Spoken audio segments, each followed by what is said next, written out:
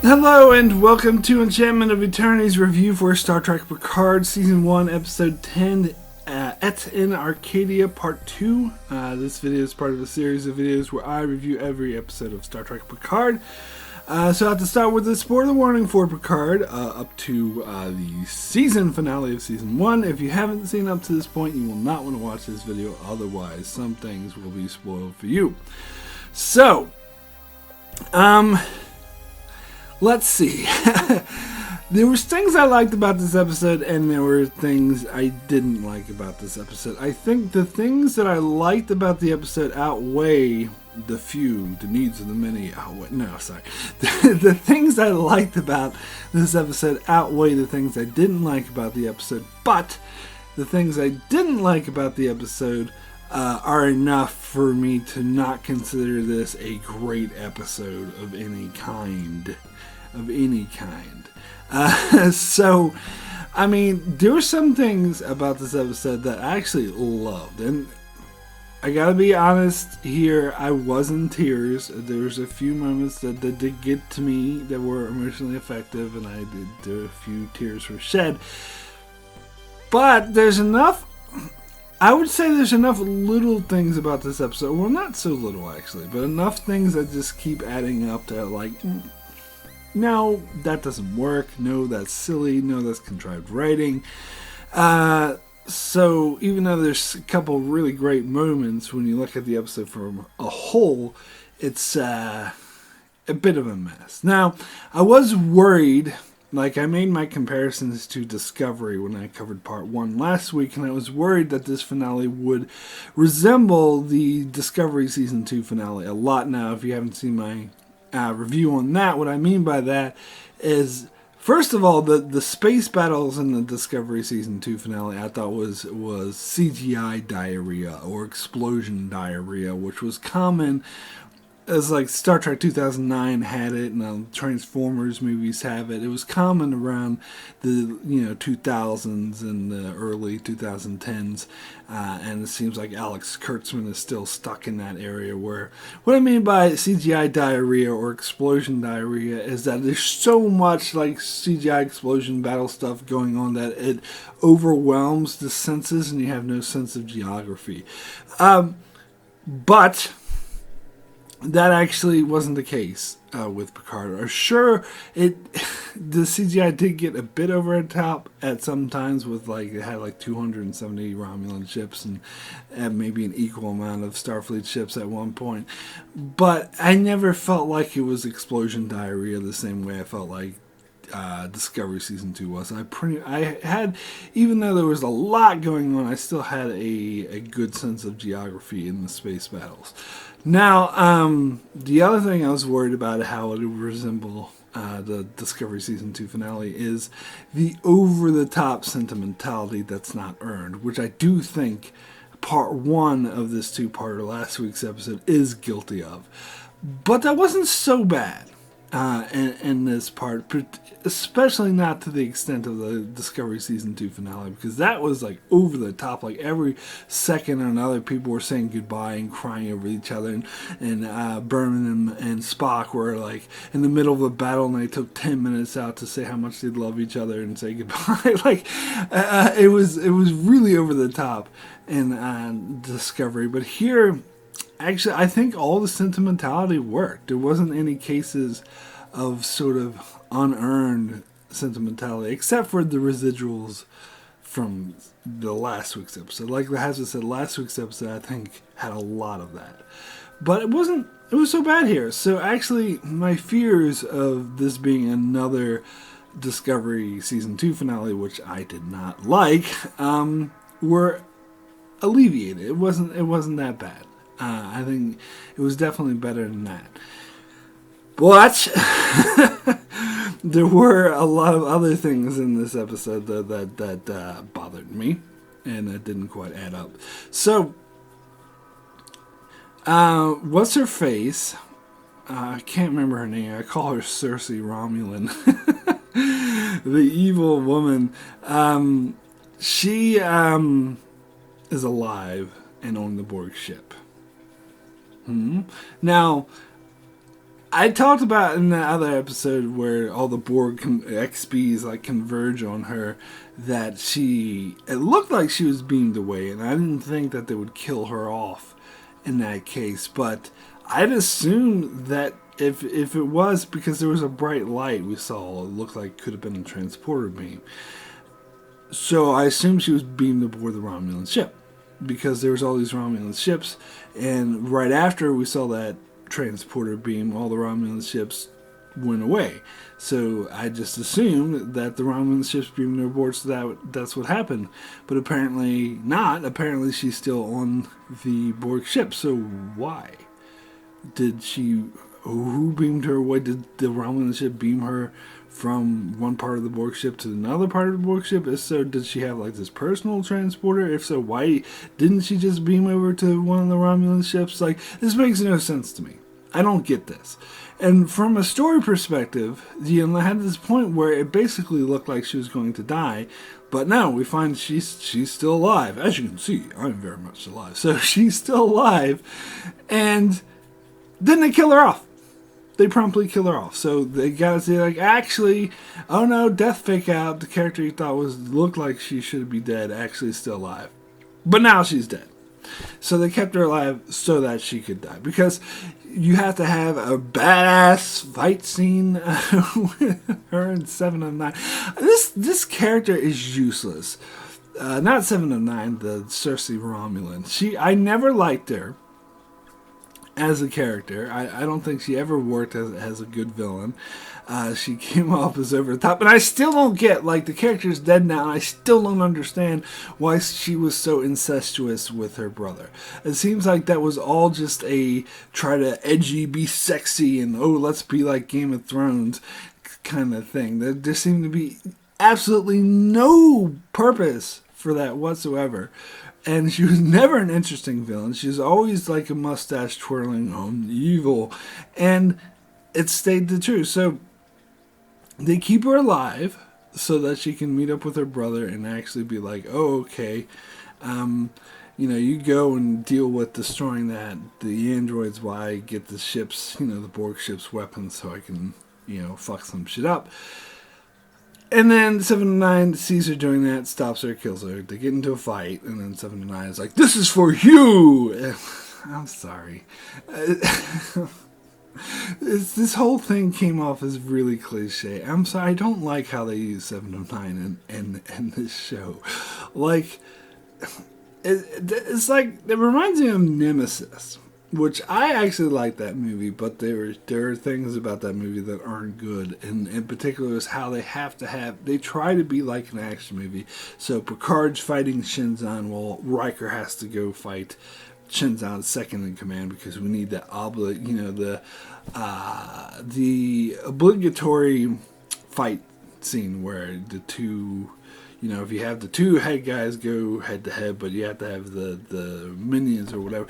It seemed like it was that same sort of deal here with 709 and Cersei Romulan. We just have to have a fight scene. Let's have this badass fight scene and give 709 something to do. I'll get to this more when I cover the season as a whole, but I still don't get the narrative purpose of including the Borg ship at all. It seems completely unnecessary and just, isn't it cool to have the Borg? And I think it's the same thing with 709. I think she serves no narrative function. It's like, ooh, cool, look, it's 709. And then she just shows up and, I'm sorry, her saying this is for Hugh. What is this, like an 80s Jean-Claude Van Damme movie or 90s? I almost said Arnold Schwarzenegger, but really it's not to that level. It was probably more like a Steven Seagal movie. It's cheesy. It's cheesy. Anyway. Oh, God. So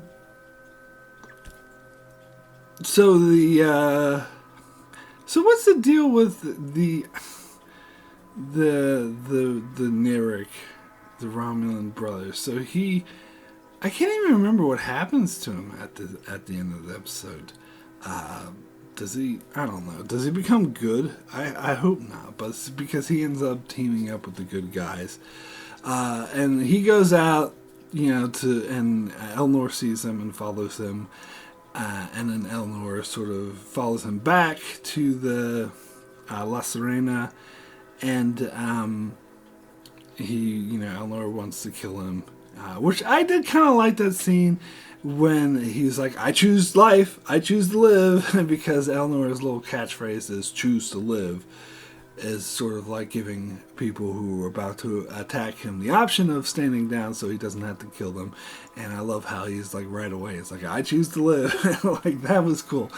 But what's the point? I don't get what the point of having Elnor stay in the Borg ship in the first place was. Immediately, I guess the reason why he stayed on the Borg ship is so that he could follow Narek, which I don't see. Why does he need to follow Narek? I mean, he could have just been at the La Serena in the first place and met up with Narek.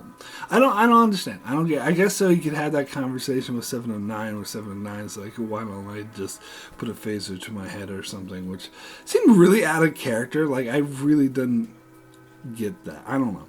I didn't like anything about that. So let's get back to the android colony. So we have the main character, the Sutra, I believe. I refer to her as Golden Soji, the sort of villainous character. And she's really cliche and uninteresting, and they don't do anything interesting with her. Like, she doesn't last very long because Soon figures out by looking at the memories of the android that killed that Sutra was the one who killed her. Wouldn't she know that he would be able to do this? Like, why didn't she just let Narek kill her and just stand off to the side so that android who died didn't see her, and so Soon wouldn't be able to find out, and then Soon uses this device to just knock her out. So that's all there is to it. How incredibly anticlimactic was it? She was all she was, and she was a giant plot device, really.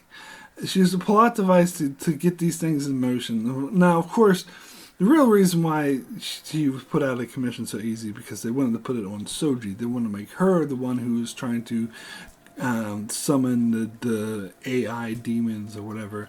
And I am still, even though this season's ended, I'm still convinced more than ever that was Control, and that this will tie into Control from Discovery somehow.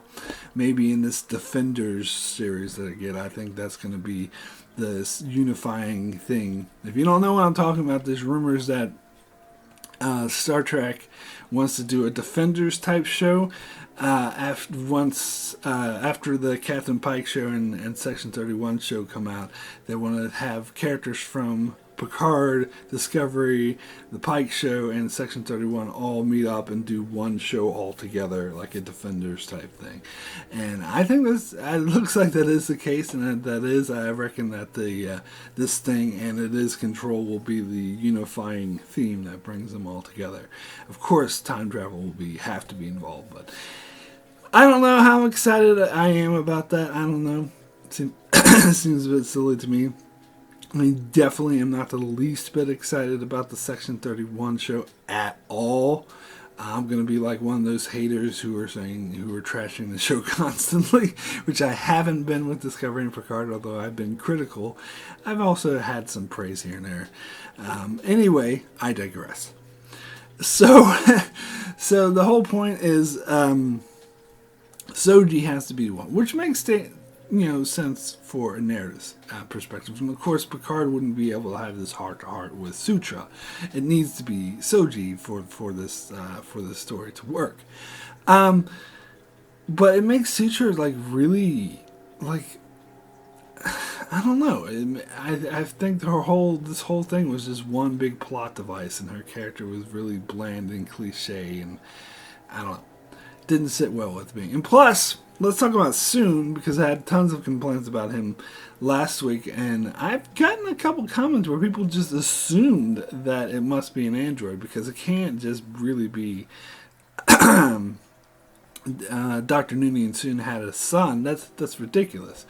But no, That is, and I had the feeling from last week that it is what they were going with, because they, the whole thing was about he wanted to transfer his life into this other android thingy, and so that wouldn't make sense if he was an android. So it had to be a human being, and it's towards the end of the episode, Data refers to him as his brother, which. This is a retcon of epic proportions. Even if they never specifically stated that Soon didn't have a son, this completely, totally, and utterly, just totally goes against everything. And plus, it's silly. And plus, his character is we don't meet him. He just pops out of nowhere. He doesn't, in this episode, he, knocks the other android out when he finds out that she killed her sister. But... is he still? But before he was all for summoning the demon AI. Is he still for How are we supposed to say? Oh, he's good now, even though he was just about to fucking call in this AI to wipe out all of organic life in the galaxy. I don't. I don't like this character. It's not just that it's a retcon. It's the fact that he's not defined well. It just works. Expected to accept him just because he's Brent Spiner and this character's not fully fleshed out and he just does whatever, and it's just poor, very poor writing. So and then there's Girardi. Now I talked about it last week how I thought her character arc was made no sense, then just was all over the place and didn't actually make sense. Now you might be like, aha, Mark. It's because she wasn't really joining the androids. It's because she was just pretending and putting on an act. Which, okay, but her character arc still doesn't make any sense. That doesn't make it any better. Yeah, I didn't buy that she would join the androids, and I find it very hard to believe that people did buy it. Now, at first, I actually thought that she was going back to that, the thing that Commodore O implanted in her head, and that she was going to try to actively wipe out the androids, which actually to me would make more sense. That would have her story arc absolutely make sense, because that she's gone back to that base comparison, because she was so haunted in that episode that she killed a man that she loved. And it seems ridiculous to me that she would just forget about that. But apparently that's what we're going with. She just forgets about this. And everyone, by the way, is all cool with her, murdering a man. Many, all the androids, basically, a man they looked on as, their father. She just murders him, and, everyone's cool with this. Picard's cool with this. But whatever. and so she doesn't want to try to help the Romulans destroy the androids. She actually wants to help Picard because she's a good guy, Mark. Don't you know? She's a main character. Her name's on the title screen, so she has to be part of the Picard team, even though it makes zero sense for her character. But let's not worry about that. Anyway,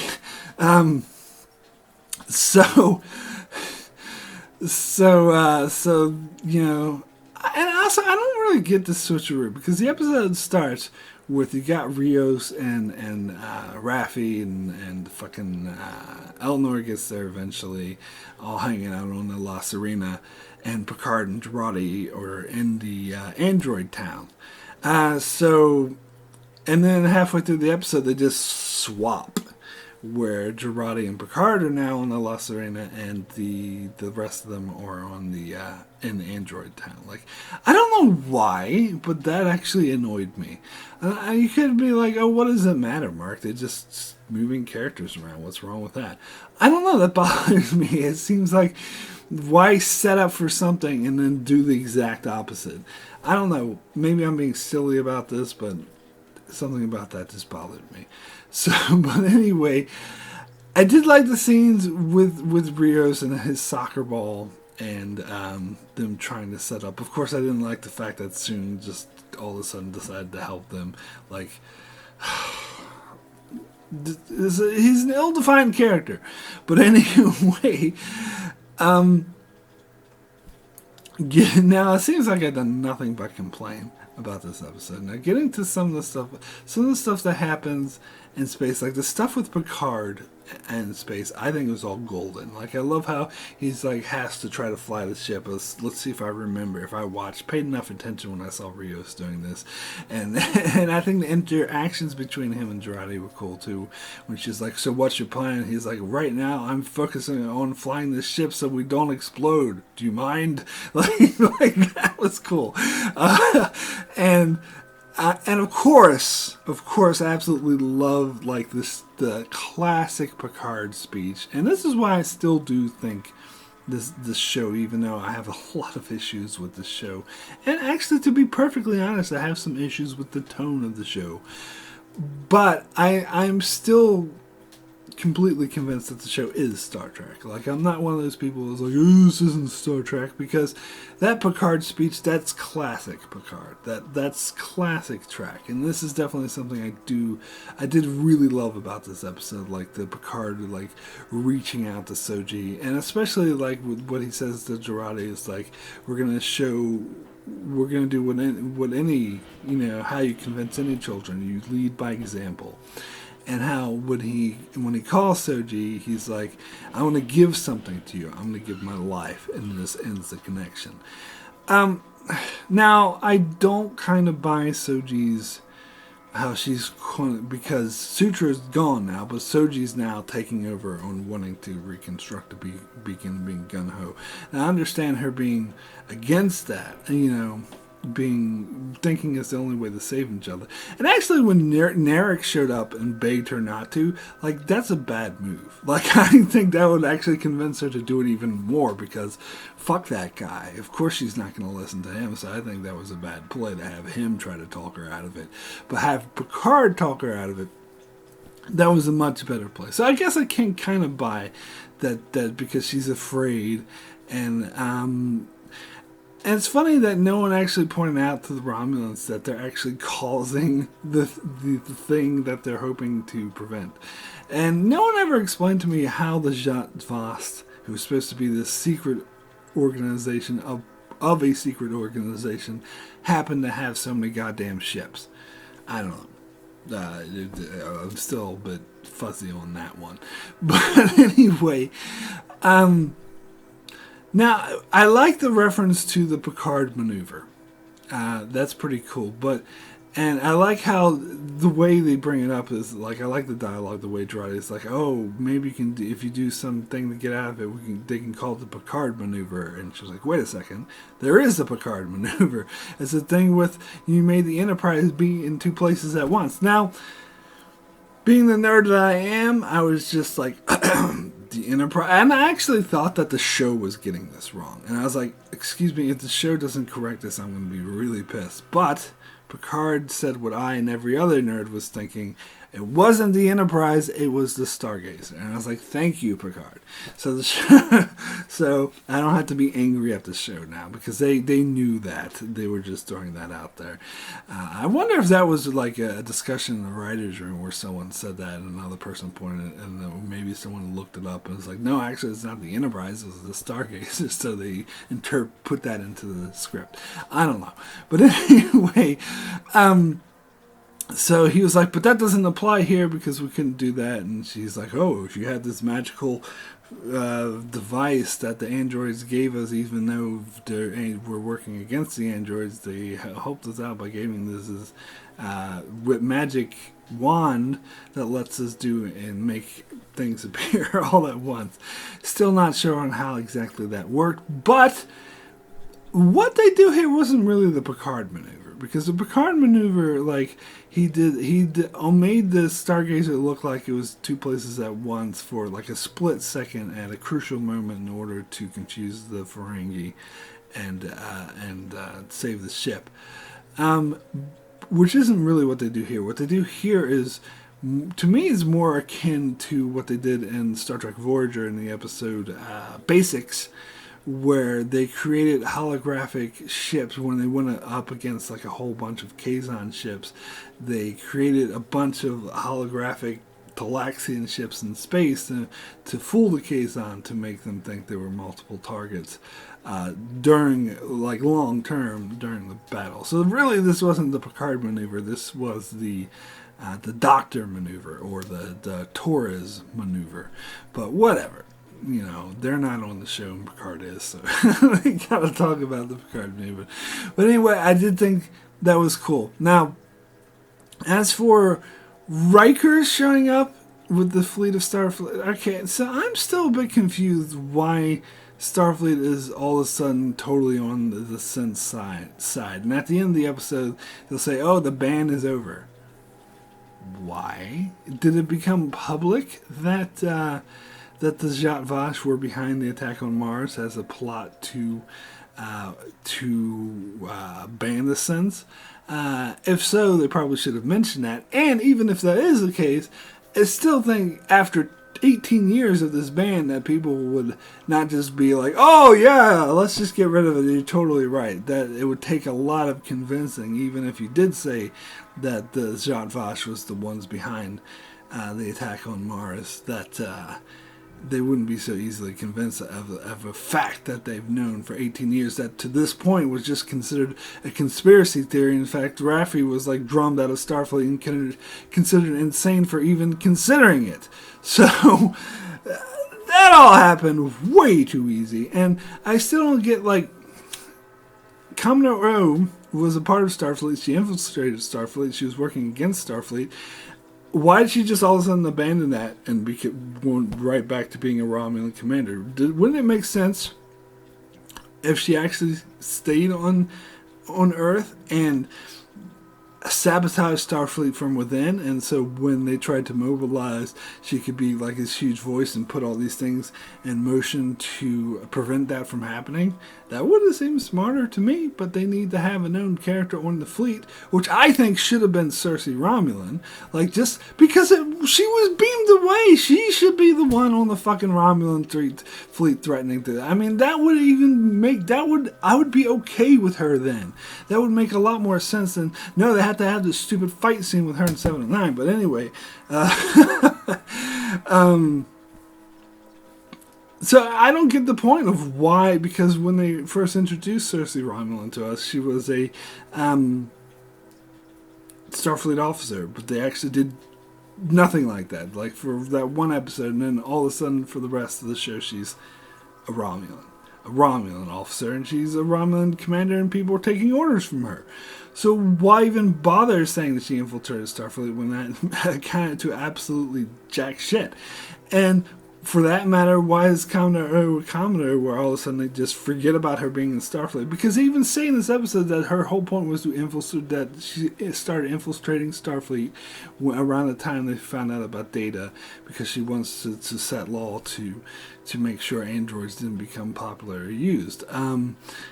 But then she does nothing with it. Then she's like, fuck it. I want to be back with the Romulans now. I think it's poor writing, and it seems like they would have made a lot more sense. And I don't get why the sheer fucking hubris Admiral Clancy would be all of a sudden on Picard's side, where she hated him before. I know that we had that one scene where she told him to shut the fuck up, but that's still... I don't get why she's sending such a huge fleet and how they're so gung-ho, like, well, this is under Federation protection now, and we're protecting the planet. Like, really?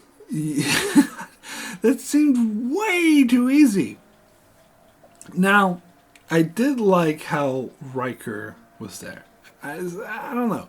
I can see how maybe it would be seen as a bit cheesy, a bit sort of plot convenience, and his explanation of, well, when you came to me and I said, that you're saving the universe or whatever, I'm not going to let you have all the fun. I need to go out and help. I don't know. That is a little bit far-fetched and a little bit convenient that he just happens to be commanding this whole fleet when he wasn't even an active Starfleet officer like a couple days ago. Like, all of a sudden, I can imagine I can imagine his interview or his meeting with Admiral Clancy when he's like, oh, I want to command this huge fleet of ships and take them out to take on the Romulans, and Admiral Clancy just being like the sheer fucking hubris. Obviously, she wouldn't be as mad with Riker, but still, like, he was retired for years, and it's like she'd be like, "Oh, the sheer fucking hubris of someone who's retired and living on a forest making pizzas, and all of a sudden you think you're qualified to command like a gigantic fleet of like hundreds of ships." But apparently, he talked her into it. I don't know. Maybe she told him to shut the fuck up. Anyway, I don't know. I actually expected to see Admiral Clancy commanding the fleet. Be like, the sheer fucking hubris of you, Commodore O. But anyway, I'm sorry. But anyway, I'm a sucker, though. Even though I think it's a bit silly that Riker is in command of the huge fleet, it doesn't really make that much sense from a story perspective. Sorry, I like seeing Riker. It was cool, and I love his interactions with Picard. And plus, what I really loved, it was a really nice touch, is when Picard was giving his very classic Picard speech to Soji, trying to convince her and be like, "Look, you were better than this." That they, while Picard was talking, they showed Riker sitting there smiling, because that was a nice touch, because Riker was just like, "Yep, that's classic Picard for you." Like I like that. I do think that was a nice touch. So I do like Riker's inclusion here, even if it is a bit convenient. But and I also like how he got to say goodbye to Picard. And so the situation is resolved. The rift opens and we see the evil. It's like these tentacles going, "The evil AI is coming, Eye of Sauron." I don't know. I've heard an argument before that these modern treks, Discovery and Picard, are a bit more fantasy based than Star Trek has ever been, or that Star Trek typically is, and I definitely see that. I definitely see that, but I don't know if it's a totally bad thing, but it's definitely different. I don't know. I wouldn't say it's a positive, that's for sure.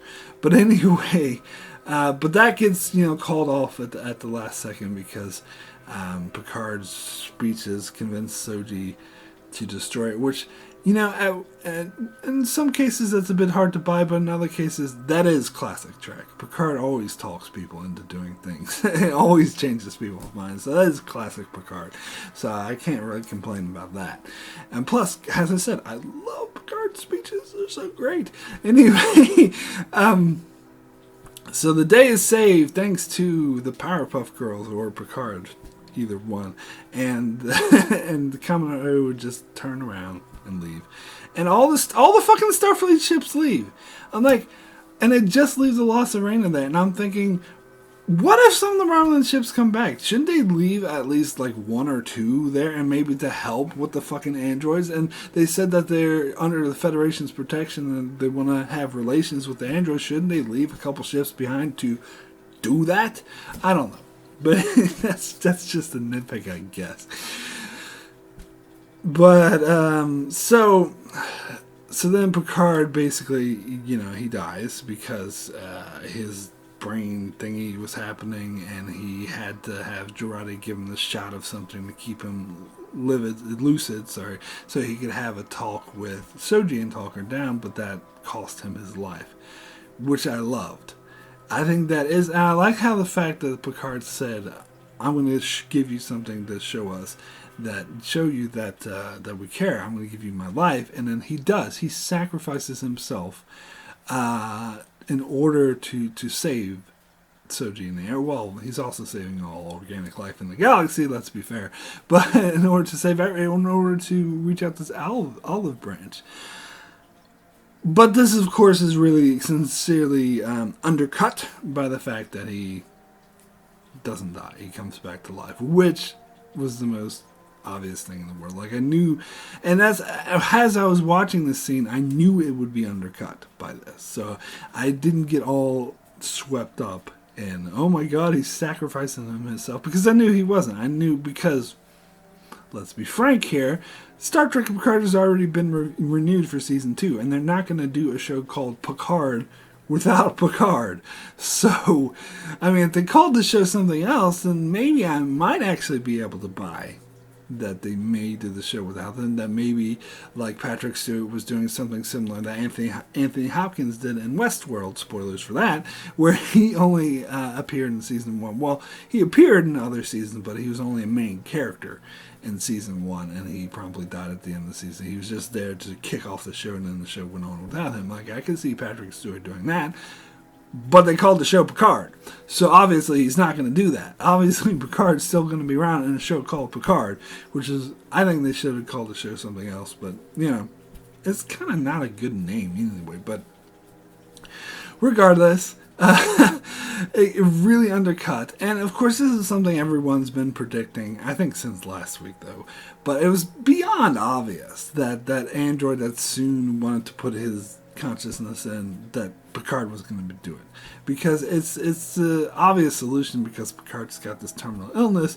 So how does he survive? They put his body into this thing. Now, even though I knew that he wasn't dead, that he was going to be right back, I gotta admit I still got teary-eyed at the scenes with everyone crying over his death, particularly the scenes with Elnor and Raffi. I think that was really effective. Now, I was thinking as I was watching, I seen that we don't know these characters as well as the show is acting like we know them. I still have a very little grasp on who Elnor is, and he didn't actually know Raffi for that long. But I still bought that moment. And I think both actors played that scene very well, especially because Elnor looked on Picard as a father figure, and that after he died, and that Raffi was also in pain because of that, which I do buy that. I don't buy his I love you JL in the last episode. I still think that was unearned bullshit. But this I totally buy. This I think actually did work a lot, and I think both actors did amazing jobs. And so I did actually shed a few tears at that scene, even though I knew that Picard was coming right back to life. So, another scene we get Picard interacting with Data, and they explain that this is basically the consciousness of Data, that this is the part that he, when he downloaded himself into B4 and Nemesis. And I love all the Nemesis references here too, even though a lot of people hate that movie. I like it. But that they at least acknowledge that it exists instead of trying to wipe it under the rug, because it did have key moments, and they did reference that a lot with this conversation with Data, because Picard, even though they don't get into specifics, but they do reference that how Data saved Picard's life, like at the last second, and he had it all planned, and Picard couldn't do anything to stop him, because Data, if you see the movie, Data just puts the transporter thing on Picard, and as soon as he does, Picard beams out, and then Data blows up the ship with him on it. Now, there's a lot of arguments that maybe Data could have possibly escaped before doing that, but whatever. So, I actually love this scene. I thought this was a really powerful emotional scene. This I thought was really well earned. I thought it really worked.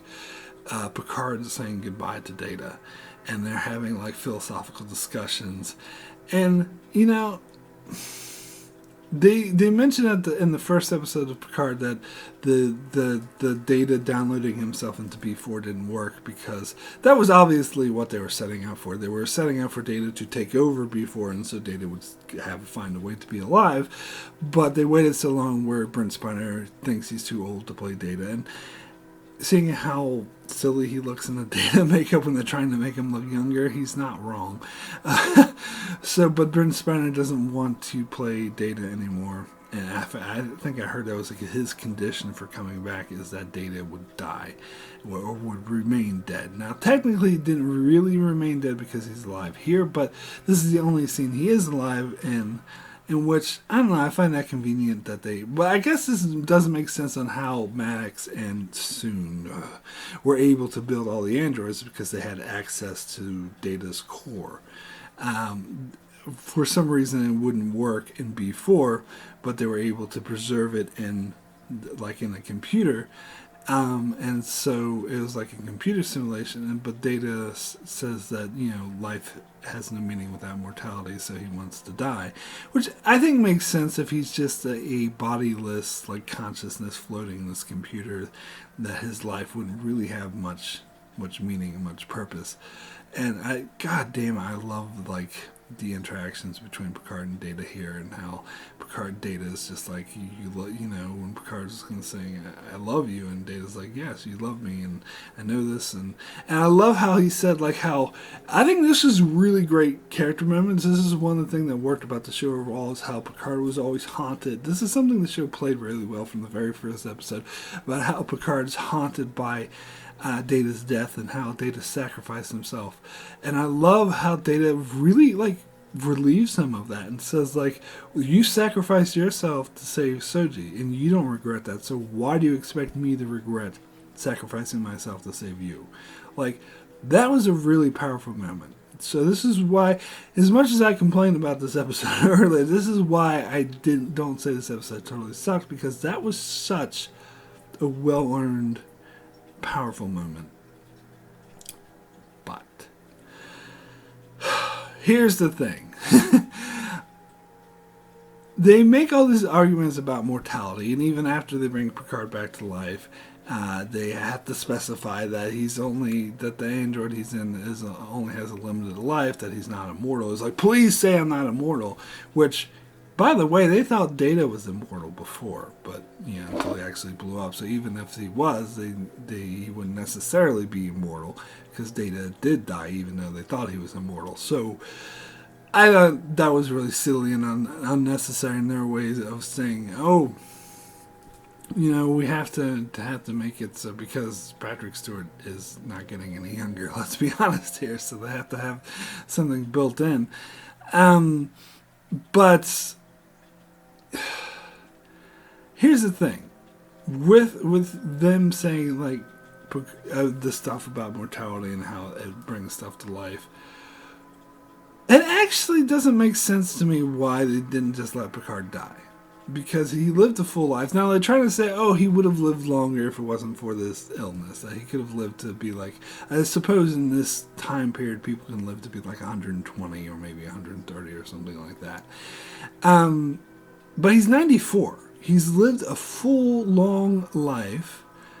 He's had closure with this talk with Data. He's sacrificed himself to save people. I think that sacrifice would have made a lot more if it was a permanent one, if he didn't just come back to life in the android body immediately after.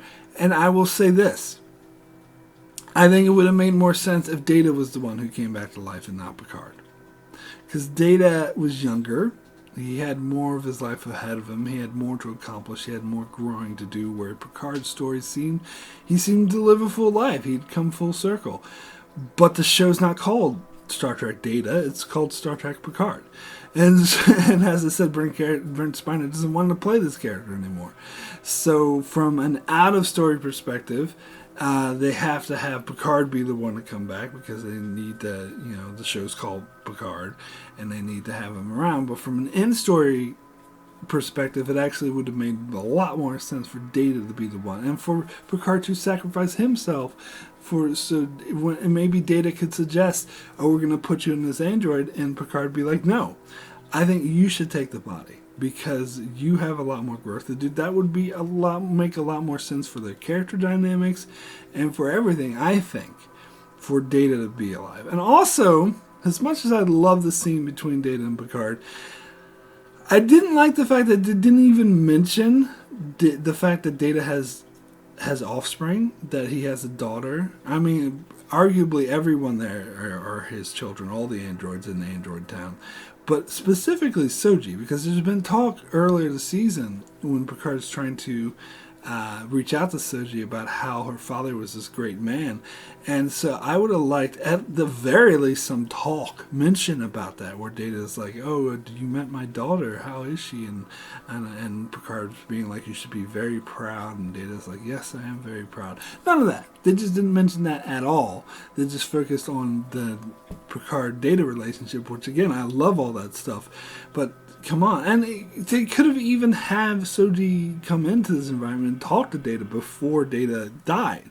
Like, and she didn't even try to reach out. She was curious, oh, what's my father like? She has access to him, and they don't talk at all. I don't. That bothered me.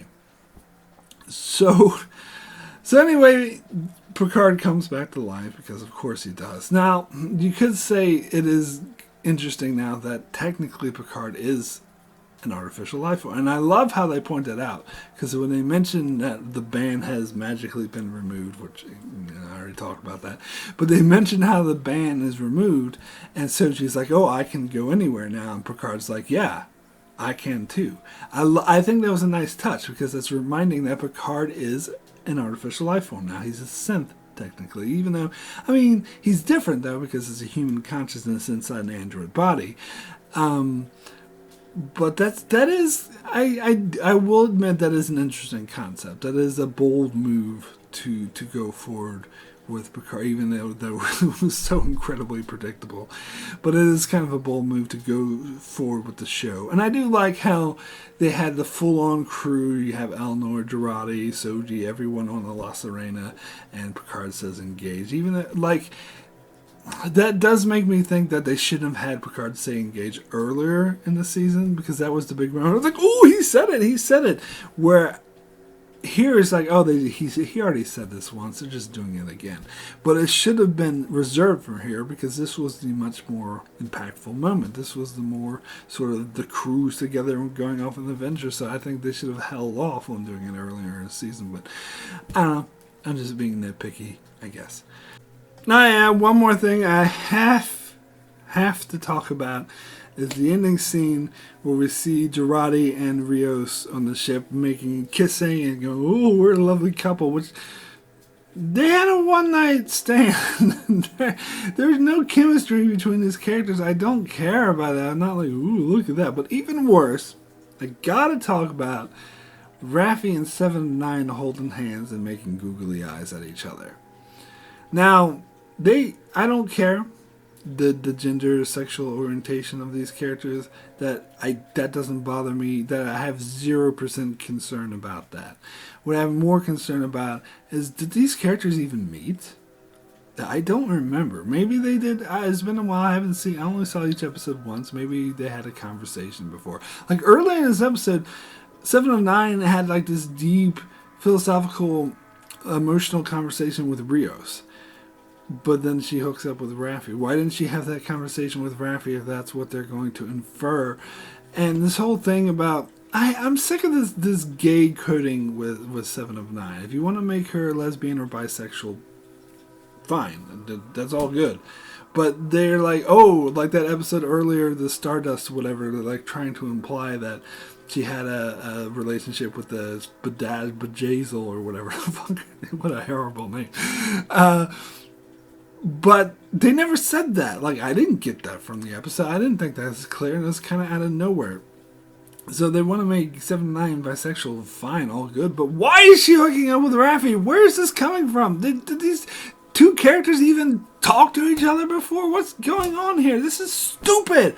Like, this seems... Like, here's the thing. You want to make 7 of 9 LGBT, fine, but just throw it in there just for the sake of having it. Like, oh, we have to give a wink and a nod to the LGBT community, so let's have Raffi and 7 of 9 like making googly eyes at each other and holding hands. Like, no, that's pandering. That's what it is. If you want to have a relationship between 7 of 9 and Raffi, fine, earn it. Build up to it in any way, shape, or form. And by the way, thank God we had that scene earlier in this season with Raffi establishing her relationship with their son, and how that's like gone downhill, and how they sort of lost touch with each other. That was totally necessary for the plot and the story and Raffi's character. It had a huge impact on her character, especially now at the end of the season when she doesn't seem to give a fuck about it anymore, and it has absolutely no impact on anything that's happening whatsoever. Anyway, sorry. Sorry, I had to throw that quick rant in there. So, My rating for Et in Arcadia Part 2 out of 10, I'm going to give this a 7 out of 10. 7, very good. It's, as you can tell from the first part of this review, I had a lot of issues with it. There's a lot of things that don't add up. The things that bother me most, of course, is Soon and Sutra. These characters are flat and uninteresting, and a lot of things seem contrived so the show can happen, like Picard coming back to life, which is totally predictable. All that being said, I can't give this a negative rating because I so much loved the Picard speeches to Soji, and that moment between Picard and Data was absolutely amazing. And I'm sorry, I did fanboy out of Riker showing up with the fleet, even though it doesn't technically make sense.